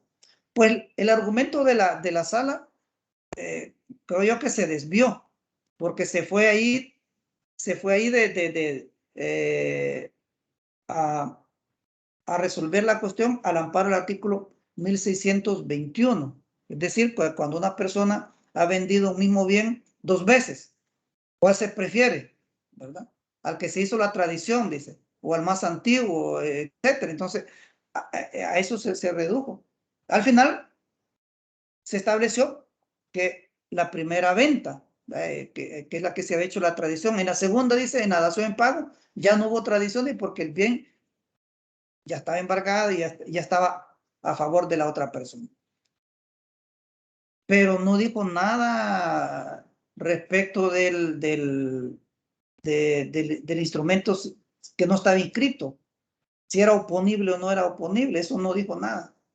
Lo único que dijo respecto del artículo 17, que también mencionamos en la resolución anterior, es que dijo que la falta de inscripción pues no le restaba, que es la parte final aquí de este segundo párrafo, por cierto, que la falta de inscripción no le restaba validez al instrumento y que la tradición se había hecho con total normalidad y que lo único que generaba era una pequeña multa por no haberlo llevado a inscribir. Y pues no dijo más nada. O sea que en el tema argumentativo quedó a deber bastante. Pero terminó alzando el embargo. Declaró al lugar la tercería y alzó el embargo a favor de ese tercero. Bien. Ahí tenemos, digamos, dos posiciones diferentes, ¿verdad? Con la diferencia que este segundo de la sala de lo civil no da mayores argumentos. La sentencia 493 del 2016 de la sala de lo civil fue una de las primeras en las cuales la sala declaró inaplicable el artículo 641 en la parte que dice que el auto no causa estado de cosa juzgada, porque eso supone un impedimento para la sala para conocer de la casación. Está incluida ya por 623. Pero al inaplicarlo, entraron a conocer. En esta primera resolución, lo relevante que dijo la sala de lo civil es que estableció que el principio de prueba para fundamentar la pretensión no tiene que ser necesariamente un instrumento inscrito, que era el criterio dominante en todos los tribunales, ya para entonces hasta de los jueces de primera instancia. Y estableció que no es necesario. Y en ese caso, en esa resolución, dio lugar la casación y ordenó al tribunal de primera instancia que hiciera el examen de admisibilidad respecto de la concurrencia de los demás requisitos y si lo fuera completo, pues entonces que admitiera y le diera trámite a la tercería. Eso es lo que dijo en esta primera resolución. Ahí de eso cambiaron sus criterios todos los tribunales, las cámaras comenzando y luego los de primera instancia, porque antes, como decía, todas las demandas se rechazaban por no ir acompañado de el instrumento de compraventa, ya sea del vehículo o de un inmueble, inscrito. Pero A partir de ahí, y ahí como ejemplo les menciono ahí un par de resoluciones, pero ustedes buscan todas las demás cámaras, la primera, la tercera, las de Oriente, las de Occidente, cambiaron su criterio, porque antes era de rechazar liminarmente las demandas por improponible, por no acompañarse del instrumento inscrito. Dijo acá que no es necesario, basta con que se le dé verosimilitud a la demanda con ese principio de prueba, y que lo era ese instrumento de compraventa del vehículo o del inmueble, aunque no esté inscrito. Que más adelante, en la actividad probatoria, podría ser que se ocuparan otros medios probatorios. Que eso también es bien difícil, ¿verdad? Porque si los tuviera, pues desde la demanda se ofrecieran también, ¿verdad? Y además es un requisito de la demanda en el ordinal 9º y el ordinal 7º, así lo exigen también.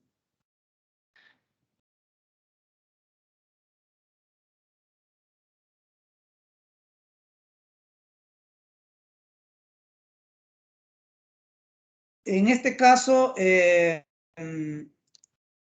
es otra resolución de la Sala de lo Civil, en la cual, en aquel caso, si ustedes se fijan, solamente casó la sentencia recurrida y ordenó que se volviera a hacer el examen de admisibilidad y si cumplía los requisitos que se le diera trámite. Pues en este caso, el abogado hizo propio ese mismo argumento y como que si ese mismo argumento fuese suficiente también para la decisión de fondo. Y aquí la sala le aclara. Para la admisión es que no es necesario que esté inscrito y que basta el principio de prueba. Pero para la decisión de fondo no necesariamente ese instrumento, digamos, ese principio de prueba será suficiente. Ya el alcance, el valor probatorio que éste podrá tener para la decisión de fondo, eso ya es otra valoración distinta y aquí lo dicen.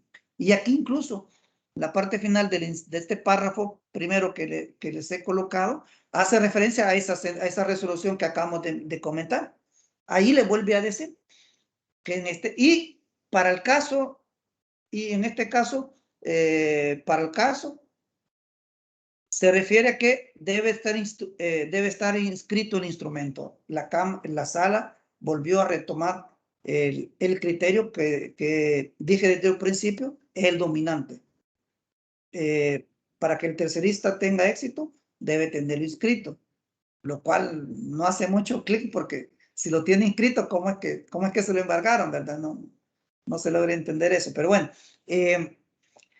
aquí le aclara, ¿no? Una cosa es el principio de prueba como requisito para que se le admita la demanda, pero no necesariamente ese instrumento va a ser suficiente para que tenga éxito en la resolución final, como ocurrió en este caso, y que en efecto declaró no al lugar la tercería, no casó la sentencia porque dijo que no estaba inscrito y que por lo tanto no es oponible.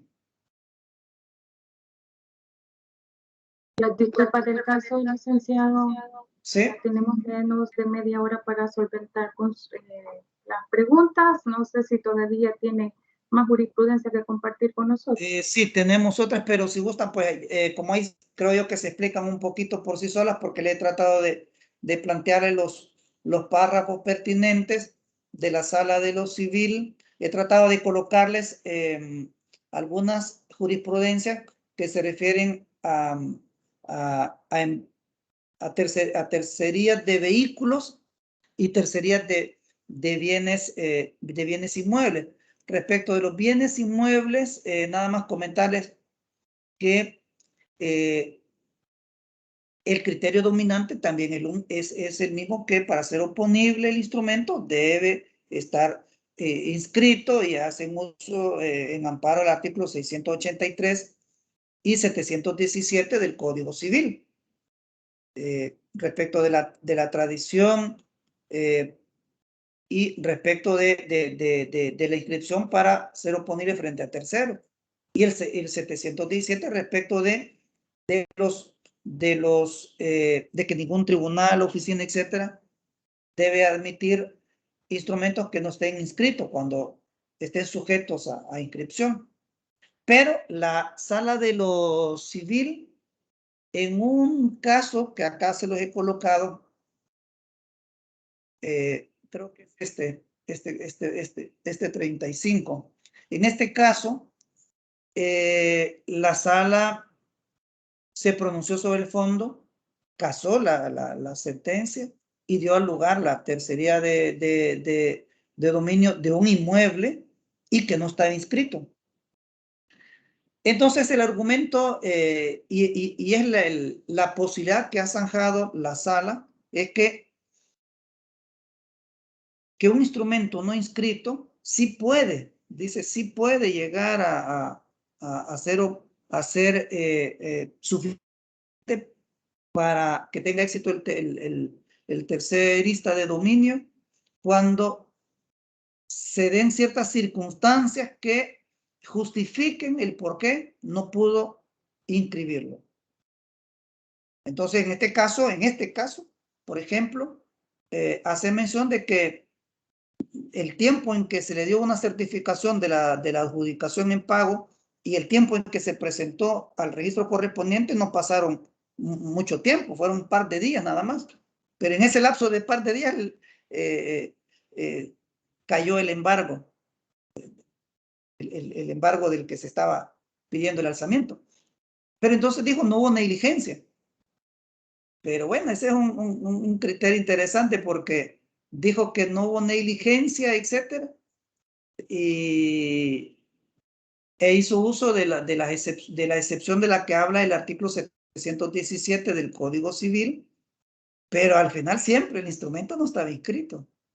No estaba inscrito, pero para la sala, la tercería tuvo éxito porque el instrumento no se inscribió, pero no por una causa imputable a este tercero. Y de igual manera, en otra resolución, que también ahí se las he colocado, habla de, por ejemplo, cuando el instrumento no se inscribe, por ejemplo, porque quien le vendió no está solvente, por ejemplo, con el Ministerio de Hacienda. Y como no está solvente, pues no se lo van a inscribir, pero no es culpa atribuible, entonces, o negligencia atribuible al que compró. En esas circunstancias también deja entrever que también puede tener éxito el tercerista de dominio, aunque su derecho lo sustente en un instrumento no inscrito. Está bien interesante, digamos, ese tema. Y la última sentencia es la de las que pronunció la Sala de lo Constitucional con motivo de las inaplicaciones que hizo la Sala de lo Civil con los efectos que yo les explicaba, ¿verdad? Y las consecuencias a nivel recursivo. Pues bien, ahí por el tiempo que nos vamos a sacar acá, por el momento, quedo a sus órdenes para cualquier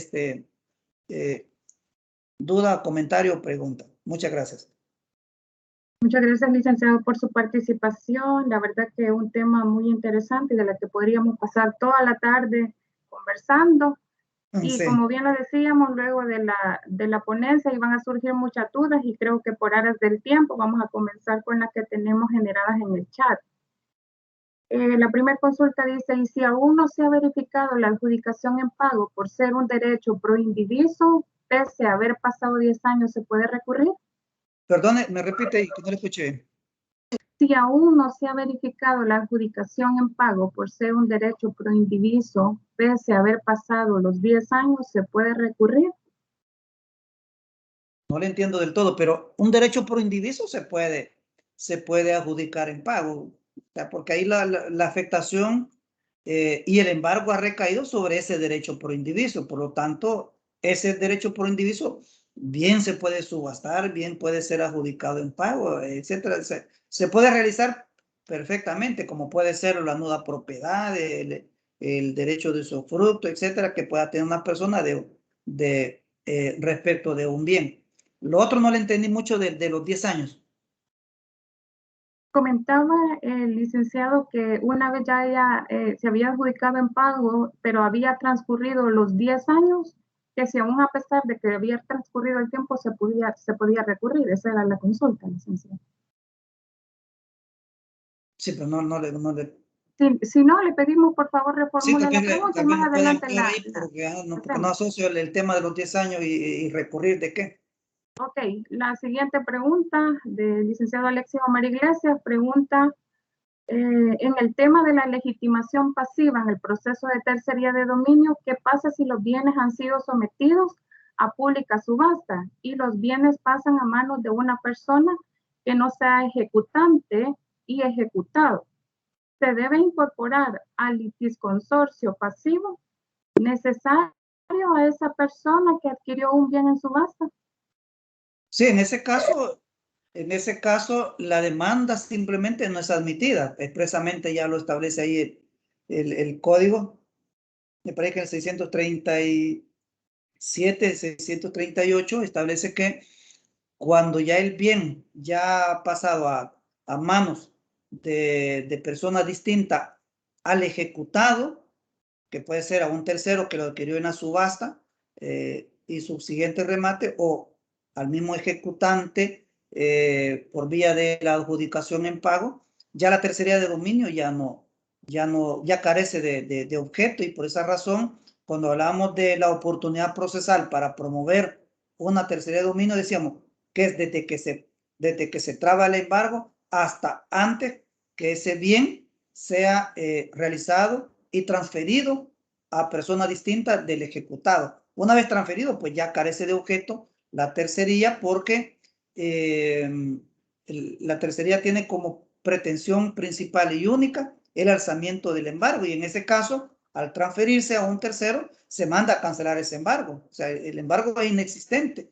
y el inmueble ya no está a nombre del ejecutado, sino de un tercero. Así que en ese caso, obviamente, la tercería simplemente no se admite de manera liminar, expresamente lo dice el código, y además de eso, tampoco es procedente ampliar la demanda respecto de este nuevo propietario, para nada. Otra consulta dice, ¿qué tan embargables son los cánones de arrendamiento de cosa ajena? Como por ejemplo, un inmueble está arrendado por A, un tercero, y B es el propietario al que quiere embargar. Las rentas son embargables, desde luego. Ahora, si la renta es a favor de la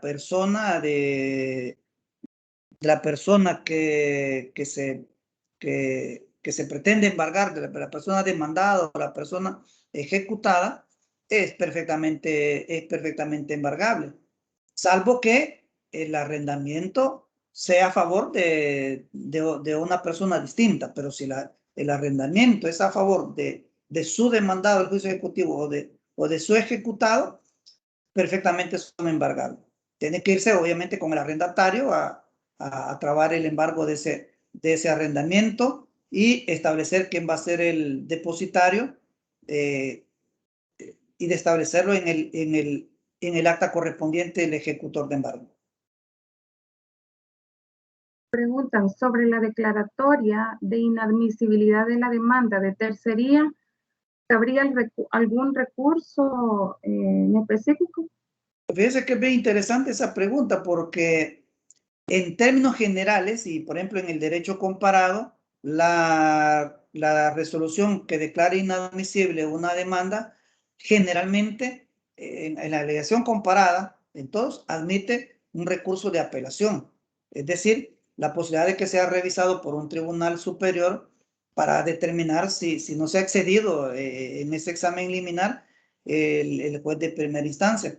Pero a la luz de lo que la Sala de lo Constitucional determinó en esa resolución que les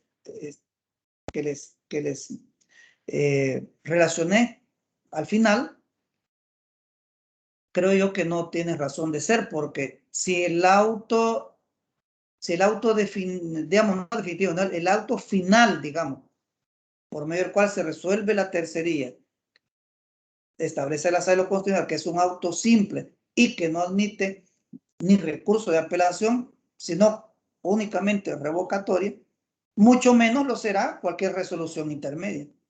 En esa lógica, no hace sentido que el auto de rechazo de una demanda de tercería pueda admitir un recurso distinto, porque sigue siendo una resolución que está en el marco de una cuestión incidental. Y por lo tanto, cualquier decisión, aun que fuese lo principal, siempre será un auto simple. En relación a la misma pregunta, dice, ¿cuál es el plazo que tiene el juez ejecutor para darle paso a la admisión de la demanda? El ejecutor de embargo, dijo. Sí. ¿Cuál es el plazo que tiene el juez ejecutor para darle paso a la admisión de la demanda? Darle paso a la admisión de la demanda.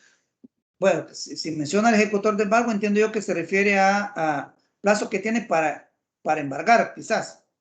En relación a la inadmisibilidad de la demanda, que hacíamos anteriormente, y si cabía algún recurso, entonces pregunta, ¿cuál es el plazo que tiene el juez para darle paso a la admisión de la demanda?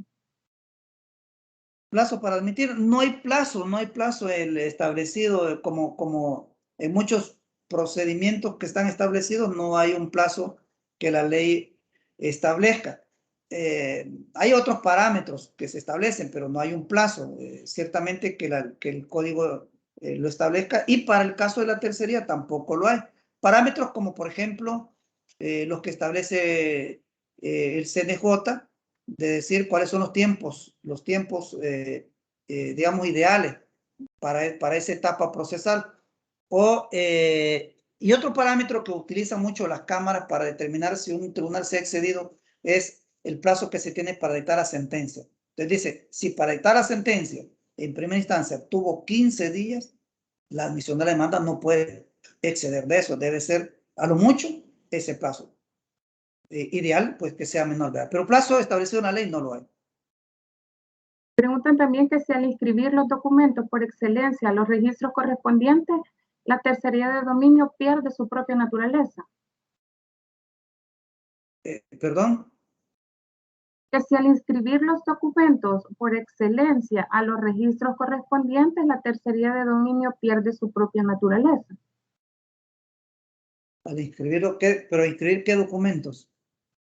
Me imagino que hablando Me que debe ser el documento, digamos, que nosotros mencionamos como de principio de prueba. Claro, porque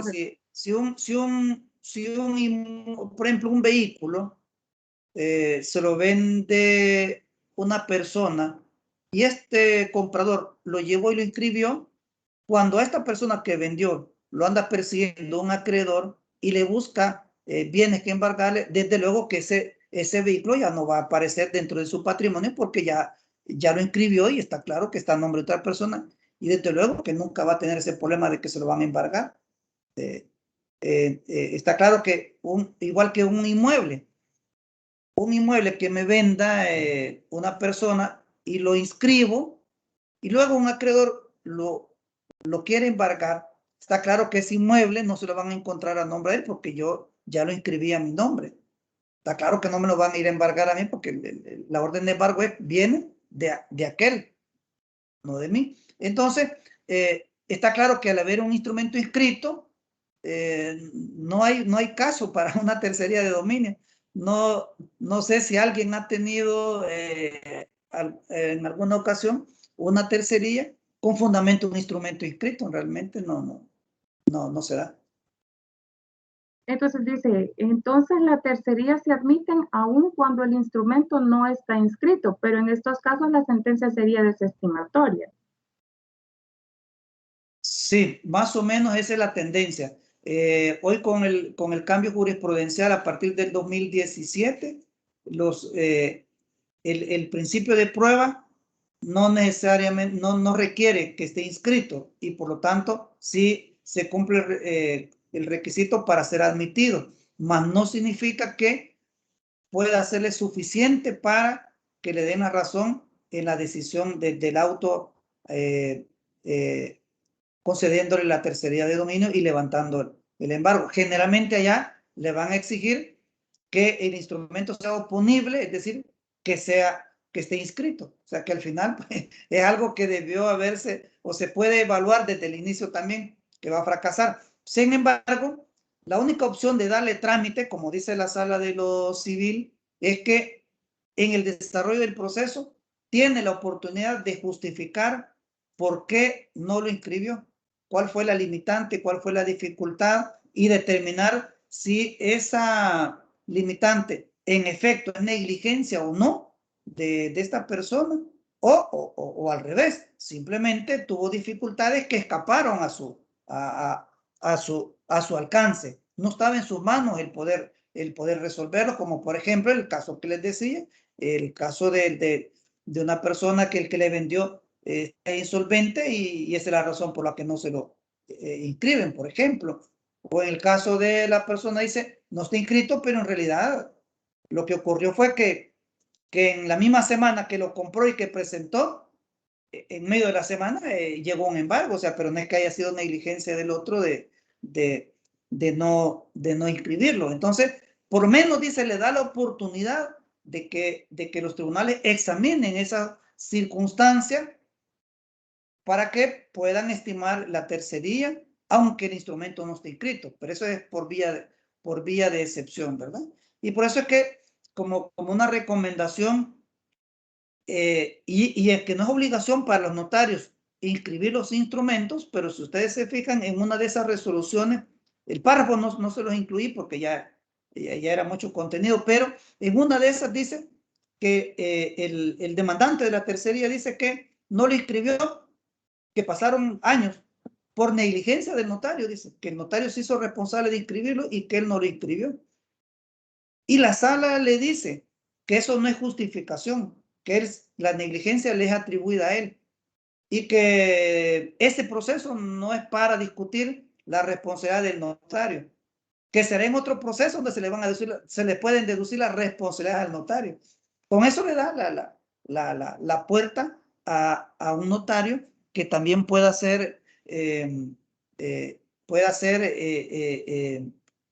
demandado para resarcir daños y perjuicios de la no inscripción si es que él se hizo responsable. Y aunque no se hizo responsable, las personas dirán que él se hizo responsable de inscribirlo y que él no lo inscribió. Ese caso concreto que les menciono es de un apartamento en una zona aquí muy cara, por cierto, y que se perdió. La tercería no le hizo, lo embargaron y lo había comprado y lo perdió.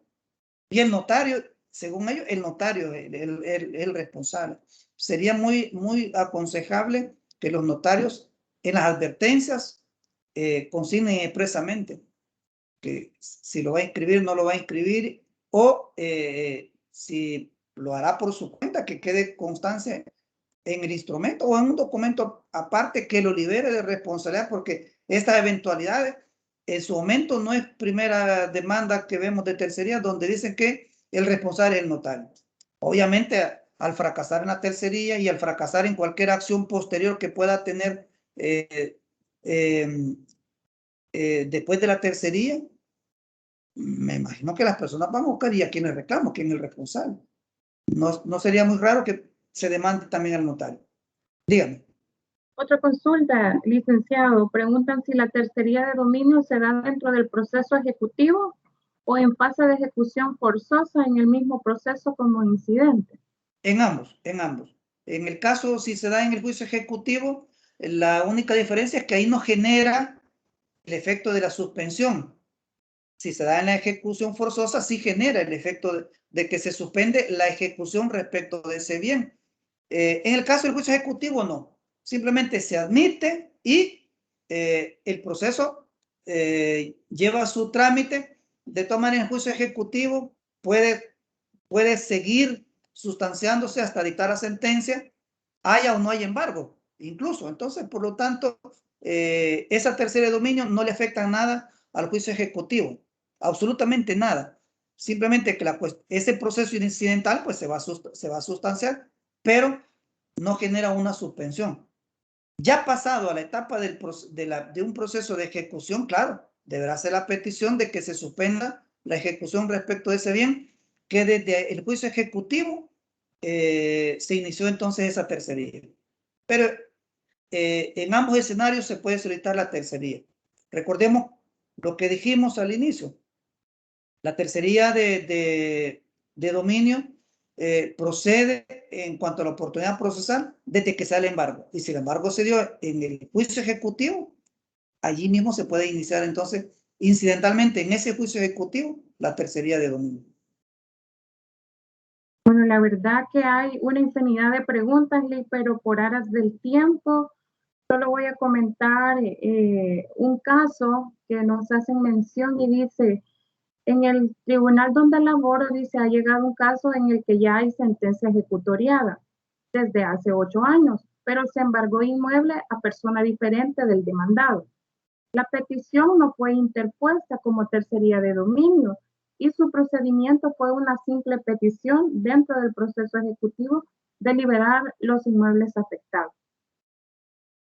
O sea, alrededor de este tema de tercería de dominio, vamos a ver que se pueden presentar diferentes tipos de casos. Por eso que nosotros como Consejo Nacional de la Judicatura, a través de la escuela, hemos querido dar este tipo de capacitaciones, de actividades formativas que generen herramientas que le permitan a los colaboradores jurídicos y a los abogados en el libre ejercicio poder tener conocimiento más amplio y poder determinar en alguna medida si se está aplicando efectivamente bien el derecho, ¿no? Por nuestra parte, agradecerle, licenciado, la excelente ponencia, las disculpas del caso a quienes no pudimos expresar y contestar las preguntas. Vamos a ver si hacemos espacio para irles contestando a través del chat. La presentación se les va a hacer llegar a sus correos electrónicos y para quienes no pudieron ver el inicio de la clase, igual pueden consultarla en nuestra página web en el espacio de biblioteca para que ustedes puedan también compartirla con quienes no pudieron asistir a este evento. De parte del Pleno del Consejo, reiteramos nuestro compromiso de seguir trabajando en temas de importancia para cada uno de quienes nos dedicamos al derecho y trasladarles también los saludos de parte del Honorable Pleno de la Judicatura. Muchísimas gracias, licenciado. Gracias a usted, licenciada Verónica, y gracias a los amigos y colegas que han estado atentos a esta actividad. Y bueno, antes de retirarme, lo que mencionaba ahí la colega, que dice que le llevó un caso a su tribunal, esa petición es atendible. Es atendible esa petición, no por vía de proceso de tercería de dominio. El artículo 718 establece esa posibilidad. Es decir, que el propietario de un inmueble puede, en una petición sencilla, solicitar el alzamiento. Y ahí solamente se manda oír, se hace un traslado a las otras partes y con ello el juez puede resolver. Por ejemplo, hay casos que son muy sencillos de resolver. Por ejemplo, el caso de homónimos puede ocurrir. En ese caso, el juez puede perfectamente levantar el embargo con esa simple petición. La base legal está en el 718. Si no es atendida, o decir, no es satisfecha favorablemente la decisión, le queda expedito la tercería de dominio, ya en modalidad de proceso, ¿verdad? Vía incidental, pero ya en el proceso que hemos estudiado. Pero si esa opción simple y sencilla de una petición es viable al amparo del 718, ¿verdad? Bien, así es que de mi parte, pues agradecido con todos ustedes, ¿verdad? Y quedo a las órdenes para futuras actividades y será un gusto siempre poder acompañarlos. Muchas gracias y feliz tarde. Muchas gracias, licenciado. Gracias también a los que participaron en esta actividad formativa. Invitarles a que estén pendientes de nuestra página web y de las redes sociales. Ahí se está publicitando todas las actividades que como escuela estamos compartiendo con ustedes y invitarles pues que participen. Por el momento es todo. Le agradecemos y feliz tarde para todos. Gracias.